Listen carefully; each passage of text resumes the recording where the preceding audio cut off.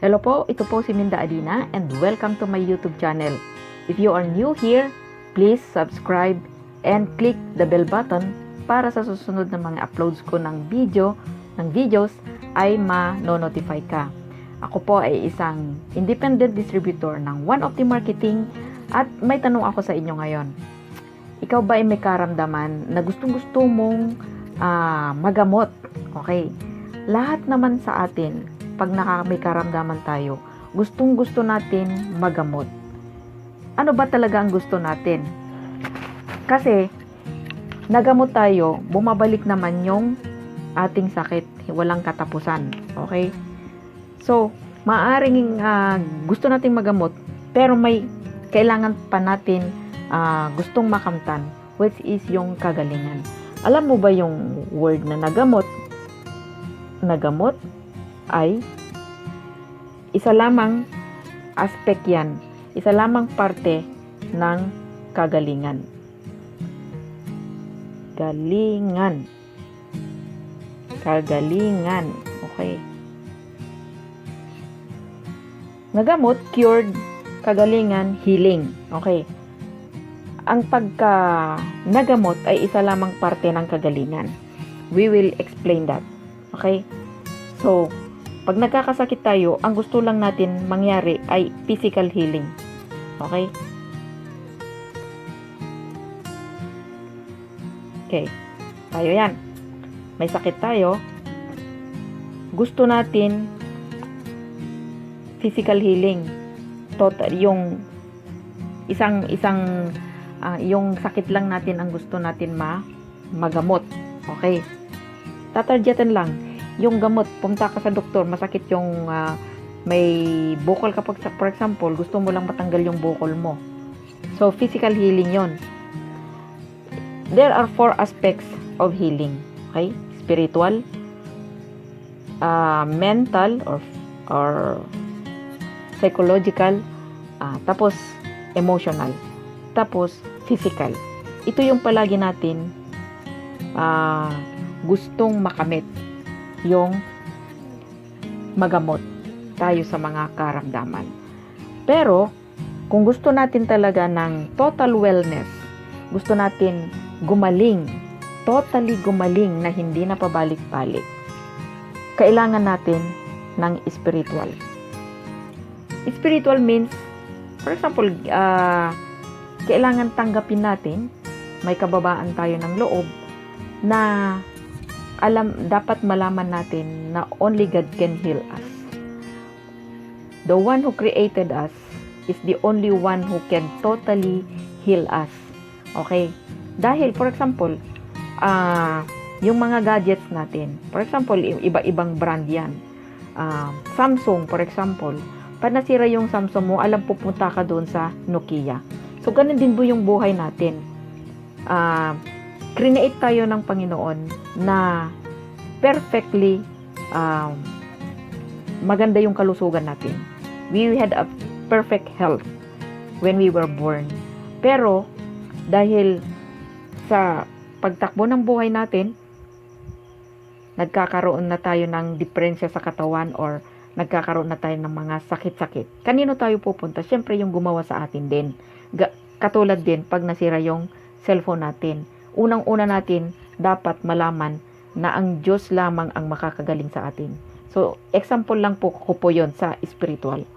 Itong sa mental naman, kahit siguro ang taas-taas ng spiritual natin, kahit ang dami-dami nating iniinom na gamot, kahit okay yung emotion natin, wala tayong fear, wala tayong mga kung yung mental natin disturb or nai-stress tayo, ang dami natin iniisip, sa palagay nyo ba, magkakaroon tayo ng total healing? Hindi po. Kaya kailangan ito, mahihil din tayo psychologically. Okay? Punta tayo dito sa emotion. Okay? Mataas nga yung ating spiritual, wala naman tayong masyadong iniisip. Tapos ang dami na natin iniinom na gamot. Pero yung emotion natin, ang dami natin fears, ang dami natin negative na iniisip. Kaya nagkakaroon tayo ng anxiety. nai-stress tayo. Yung emotion natin, fear. Sinabihan na lang tayo ng doktor na mamamatay ka na. Kasi totoo po yun. Kahapon lamang po, mayroon nag-share sa atin na customer na natin. Lagi siyang bumibili ng Optijuice sa atin. Kahapon lang siya nag-share sa akin, ang tagal-tagal na nilang bumibili ng Optijuice. Yun pala ang nangyari doon. Yung binibilhan niya ng Optijuice. Okay? Noon pala ay sinabihan na siya ng doktor dahil mataas yung blood sugar niya. Okay? Mataas yung blood sugar niya, mataas pa yung may hypertension pa siya. So, sinabihan ng doktor na mamamatay na siya. Ang nangyari, hindi na siya nakakatulog. Hindi na rin siya pumapasok sa trabaho. Dahil nai-stress na siya. Lagi na lang yon ang iniisip niya. Natatakot na siya. So, imbes nagagaling siya, kahit ang dami-dami ng inireseta ni doktor na gamot, takot na takot pa rin siya. Hindi na siya nakakatulog. At sabi niya, pumayat siya ng pumayat. At muntik na nga siyang namatay. Hanggang natagpuan po nila yung Optijuice. Ngayon, hanggang ngayon, umiinom na siya at nagiging masigla na siya, nakakapasok na siya ng trabaho. Okay? So, yung emotion natin. Kaya, mahalaga po, pag gusto natin po talaga yung total healing, bigyan po natin ng kahalagahan yung emotion natin. Umiwas tayo. At pag pag nagpa-counseling tayo, laging sinasabi ng mga, kung kanino tayo nagpapa-counsel, ay you have to forgive and forget. Okay, bakit? Kasi doon ang gagaling yung kagalingan natin. Tayo rin po ang nagpapagaling ng sarili natin. Tinutulungan natin yung sarili natin. Kasi kung lagi-lagi natin dala-dala yung galit, yung inis sa tao na hindi natin mapapatawad, mahihirapan po tayong gagaling physically. Okay? Kailangan po natin, di ba napapansin natin sa Facebook, yung mga hugot-hugot na yon, na if you forgive, yung magbe-beneficyo doon sa forgiveness is not the one who is given forgiveness. Hindi iyon tatanggap ang magbe-benefit, kundi yung sarili natin. So, mahalin natin yung sarili natin sa pamamagitan ng ating pagpapatawad. Okay? So, iwasan po natin yung mga inis, yung mga galit, dahil iyon po ay nakakapabagal sa ating paggaling. So, ito na po yung physical. Kailangan pare-pareho po tayong mataas ang spiritual, hindi po disturb ang ating kaisipan. Kailangan maluwag yung emotion natin, wala akong kinakagalitan or walang fear, mga ganon. At para makamit natin ang tunay na kagalingan ng ating sakit. Okay? So, paano yun? Ihahalin tulad po natin ito para ma-explain natin. Ihahalin tulad natin dito ng isang punong kahoy. Okay. Hindi na tayo marunong mag-drawing. So, isang punong kahoy po ito. Ihahalin tulad po natin ito sa ating mga sakit. Ito ay sakit natin. Ang sakit natin ay may mga ugat na yan. May mga ugat yan. May pinanggalingan. Okay? So, ang punong kahoy ay namumunga. Ang katumbas ng mga bunga na yan ay yung resulta ng kapabayaan natin sa ating sarili. Okay? May ginawa tayo na hindi ginusto yung katawan natin. Kaya nagkaroon ng bunga. Yun na yung mga sakit natin. Ano po yung mga yun? We abused ourselves. Hindi natin binigyan ng time pagpapahinga, tamang pagpapahinga. Hindi natin binigyan ng time ng oras ng pagkain. Kung hindi naman, sobra naman yung binibigyan natin na pagkain kahit sobra-sobra ng taba. kahit sobra-sobra na lahat-lahat ay sobra ay hindi maganda. Okay, so inabuso natin yung sarili natin, pinabayaan natin. Kaya po, ang resulta or ang bunga, may sakit tayo. Iyon yung bunga. Okay, sa isang bunga, para matanggal itong bunga na ito, ginagamitan natin ng panungkit. Okay, panungkit. Lagyan natin ito. Ang katumbas ng panungkit na yan ay yung mga gamot, okay, gamot, operation, ano pa, dialysis, insulin, okay, chemotherapy, ano pa. So, ito yung mga katumbas ni panungkit. Ginagamot natin, bumibili tayo ng mga gamot, iniinom natin para matanggal siya. Which is, okay naman po yun. Okay, yun nga lang po, gamot lang yun, hindi po kagalingan. Okay, so, yung operation, yung dialysis, insulin, chemotherapy. Ngayon, magkukwentuhan po tayo. Noong 2005, okay, ilang beses ko nang kwento ito para sa mga hindi pa nakakaalam. Okay, noong 2005, dahil po OFW po ako, 2005 po, naoperahan po ako ng bukol sa ovary, sa may right ovary. Natanggal po yun ni doktor. So, may bukol po ako, okay, may ugat yon, hormonal imbalance. Pero hindi natin alam yun noon. Ngayon, ang ginawa ni doktor, for example, ito na yung bukol ko, bukol ng aking ovary. So, pumunta ako sa hospital, si doktor, ginamitan niya ako ng operation. Sinungkit niya. Ito yung panungkit para tanggalin niya yon. So, natanggal po yung aking bukol. Natanggal na po. So, ang punong kahoy, tinanggal mo yung bunga, nakatayo pa rin dyan, may ugat pa rin. Sa palagay ba natin, hindi nabubunga yon? Bubunga pa rin yon, di ba? Kaya naman, after 8 years, sumulpot, nagkaroon ulit ako ng breast cancer. So, nagkaroon ulit ako ng breast cancer. Nagbunga ulit yung punong, yung ano ko, yung sakit ko. Na may ugat. Okay? Ngayon, ang ginawa ni doktor, ginamitan na naman ako ng operation, ginamitan ako ng chemotherapy, radiotherapy, okay? At sa mga gamot-gamot na yan, ang daming naipasok sa katawan ko. Lahat po chemicals. So, ang nangyari, natanggal nga yung bukol. At that time, pinag-aaralan na natin kung paano ko nakuha yung mga iyon. Iyon na yung mga ugat. May mga ugat pala ng sakit kung bakit nagkaroon ako ng mga bukol na yon, mga cancer na yon. Okay? Saka pabayaan ko rin sa sarili ko dahil tayo ay OFW, uminom tayo ng, pag may mga sakit-sakit sa katawan, umiinom tayo ng mga medications. So, bumaba yung ating immune system dahil hindi pala maganda yon sa katawan natin, yung mga medications na yon. Ano pa?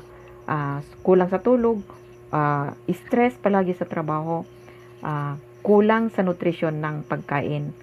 So, tumubo ulit, di ba? So, ganun po nakukuha yung mga sakit. Walang katapusan. So, kung hindi ko po napag-aralan na kailangan mawala yung hormonal imbalance ko or makorek, siguro, andun pa ako sa Hong Kong ngayon. At siguro, may bunga ulit.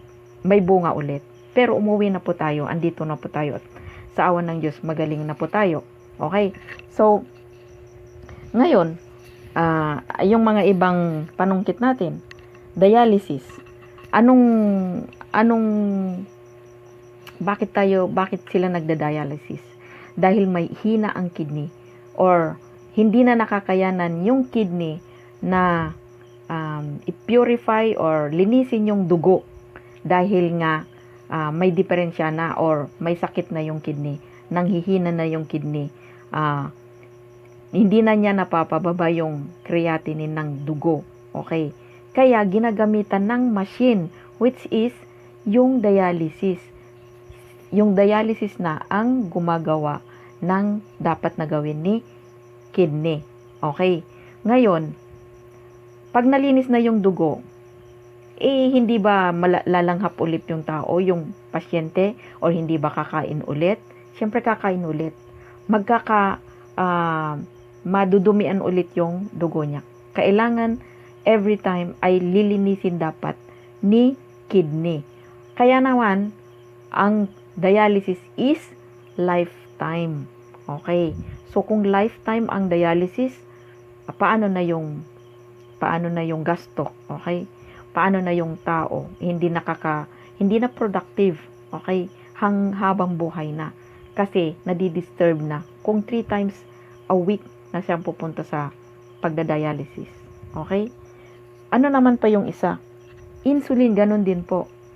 Yung insulin ay yung nanghihina na rin yung pancreas. Yung pancreas natin, siya yung nagre-reproduce ng natural na insulin para ma-normalize yung blood sugar natin. Kaso nga lang, meron na rin diferensya, nanghihina na rin si pancreas. Kaya, ang gagawin ay ini-injectionan tayo ng insulin. Ay sila pala, hindi tayo. Okay? So, yung mga pasyente ng high blood sugar na, ini-insulin, ibinibigyan nila ng insulin. Okay? So, ano pa? So, chemo, dialysis. So, na-explain po na natin lahat. So, ganun po, nangyayari yung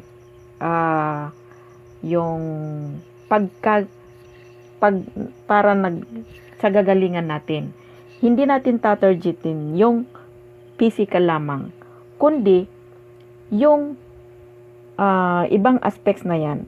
So, alam na natin, kailangan yung mga ugat na ito ay mamamatay para yung puno ay mamatay, para yung pasyente ay mabuhay. Dahil kung hindi mamamatay yung mga ugat nito, mabubuhay yung puno, mamamatay si pasyente. Kasi hindi humihinto yung paglabas o pagdevelop ng sakit. Bubunga at bubunga. Ngayon, ang tanong, paano makakamtan ang kagalingan?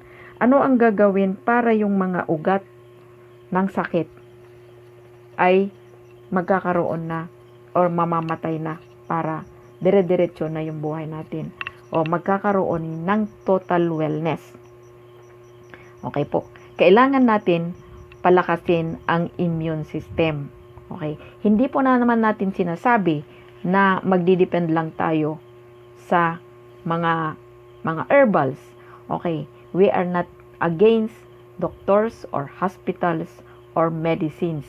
Kaya lang po, gusto natin matulungan yung sarili natin. Gusto natin tulungan yung mga medicines na yon para mabawasan yung paggamit natin ng mga synthetic medicines which are chemicals para mabawasan at hindi maaapektuhan yung mga kidneys natin. Dahil yung mga synthetic drugs na yon ay may chemicals which is may side effects sa mga loob natin, sa mga organs natin. Okay? So, ano na ang aking isasuggest? Okay? Kailangan natin palakasin ang immune system. Paano natin palalakasin ang ating immune system? Every time, pag nagpapadoktor tayo, lagi tayong sinasabihan ng doktor, you have to eat fruits and vegetables. You have to eat on time. Okay? Sinasabing gano'n, lalo na kung nakakaramdam tayo ng mga acid reflux na yan, kailangan alagaan natin yung sarili natin. At kailangan natin kumain ng fruits and vegetables. Ang palaging sinasabi, wala nang time bumili. Tapos bibili ka, maggagayat ka pa, ang daming problema, ang daming alibay. Mga kapatid, noong unang panahon, ang hahaba ng buhay ng mga tao. Bakit? Kasi wala pang mga chemicals, wala pang ah, wala pang mga sasakyan, lahat sila ay naglalakad, malulusog sila. So, kailangan natin bumalik sa mga nakaraan para kung ano yung ginawa nila o kahaba ng buhay nila, hindi naman siguro na maaabot yung ganun kahaba. Pero at least madadagdagan man lang yung ating ah, pag-stay dito sa balat ng lupa. Okay? Nagbibiro lang ako. So, pag hindi na tayo nakakabili ng mga prutas or wala naman tayong tanim na prutas, anong problema? Hindi, yung kakabisi na ng buhay natin, hindi na tayo nakakabili ng mga prutas. Andito po si 15 in 1 Opti-Juice, 1 Opti-Juice na nagtataglay ng 15 super fruits and vegetables. Okay, saan nanggaling ang mga ingredients ni 1 Opti-Juice? Nanggaling po sila sa malalayong bansa.